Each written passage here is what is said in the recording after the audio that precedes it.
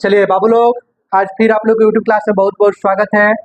आज हम लोग क्लास 10 के एक्सरसाइज 7.3 का क्वेश्चन नंबर 5 पढ़ेंगे। बहुत ही अच्छा क्वेश्चन है।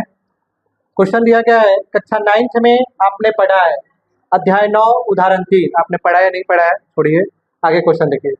किसी त्रिभुज की एक माध्यिका, किसी त्रिभुज की एक माध्यिका उससे बराबर क्षेत्रफल वाले दो त्रिभुजों में, यह जो त्रिभुज दिया गया है बराबर क्षेत्रफल वाले हो जाते हैं, विभाजित करती है।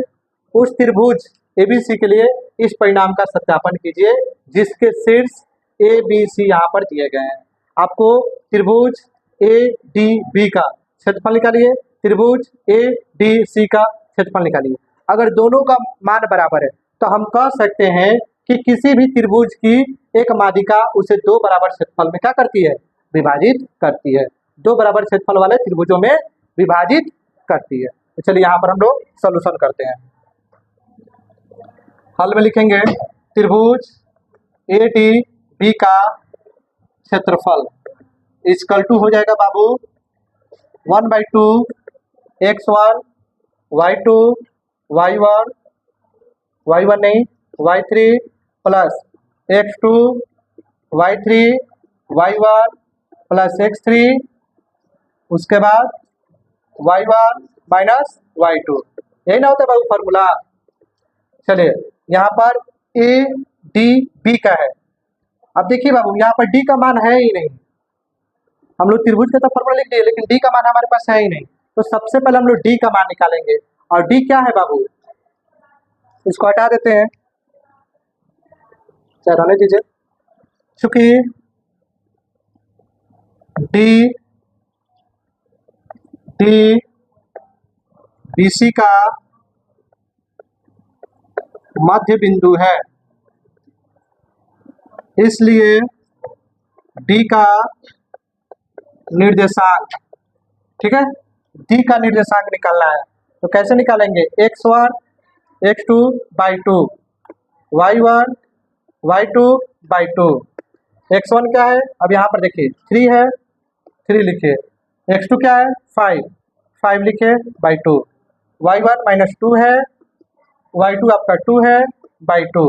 ये आपका हो जाएगा 8/2, ये आपका हो जाएगा 0/2, ये आपका हो गया 4 और 0, ठीक है।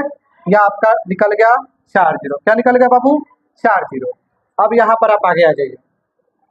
जब डी का निर्देशांक निकालेगा तो आप इसी फॉर्मूला का यूज करके यहाँ पर हम लोग क्या कर सकते हैं, बना सकते हैं। देखिए यहाँ पर 1/2 है। अब यहाँ पर x1 के लिए आ जाइए, ये आपका हो जाएगा, यहाँ पर लिख देते हैं x1 x2 x3, ठीक है। उसके बाद y1 y2 y3। x1 क्या है होगा, 4 ए डी है। उसके बाद x2 क्या है, 4 और x3 क्या है, 3। y1 माइनस 6, y2 0 और y3 minus 2।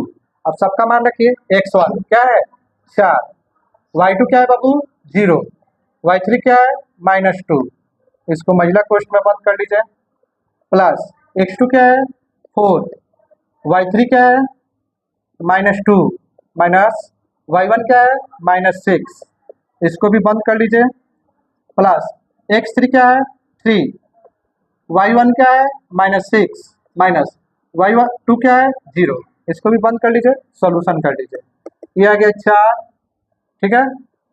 0 minus minus plus 2 plus 4 minus 2 minus minus plus 6 plus 3, ये हो जाएगा माइनस 6।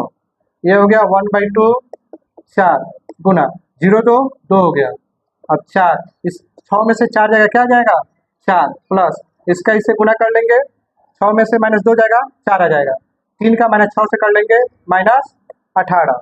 ये हो गया 1/2 8 प्लस 16 माइनस 18। 1/2 8 और 16 हो जाएगा 24 18, ठीक है। 1/2 गुना 24 में से 18 जाएगा 6, घटा देंगे तो 3 वर्ग मात्रक आ जाएगा, वर्ग इकाई आपका आ जाएगा, ठीक है। और यहाँ पर देखिए हम लोग ए डी बी का निकाल लिए तो 3 आया है, कितना आया है 3। अब निकालेंगे ए डी सी का, ए डी सी का निकालते हैं। तो चलिए इधर का हम थोड़ा सा क्लीन कर लेते हैं, ठीक है। इधर का हम लोग थोड़ा सा मिटा देते हैं।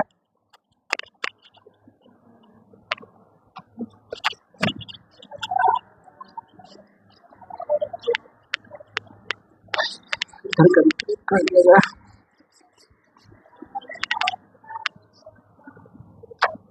अब हम लोग कर लेंगे एडीसी का, इसी फार्मूला को बना लेंगे। यहाँ पर अब एक्स वाई चेंज हो जाएगा, x1 4 हो जाएगा, x2 4 हो जाएगा और x3 क्या हो जाएगा 5 हो जाएगा। y1 माइनस 6 0 और ये हो जाएगा 2। बस इसी का मान रख के सोल्यूशन कर लेंगे एडीसी का। 1/2 x1 क्या है 4, y2 क्या है 0, y3 क्या है 2, x2 क्या है 4, y3 क्या है 2, y1 क्या है -6, ठीक है, प्लस x3 क्या है 5, y1 क्या है -6, y2 क्या है 0, ठीक है। 1/2 4, 0 में से 2 जाएगा -2 plus 4, 2 minus minus plus 6 plus 5 -6 -0 क्या हो जाएगा -6। 1/2 अब इसका इसे गुना कर लेंगे 8, 4 गुना 2 6 8, इसका इसे गुना कर लेंगे -30, ठीक है।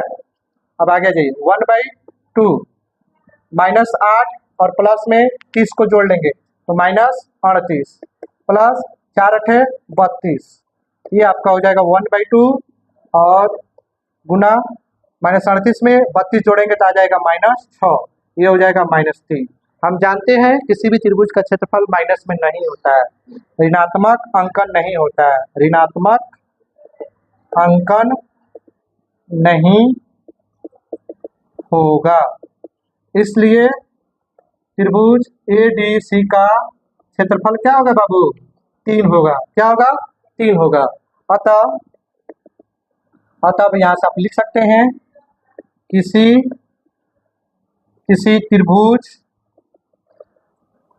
त्रिभुज की एक माध्यिका उसे बराबर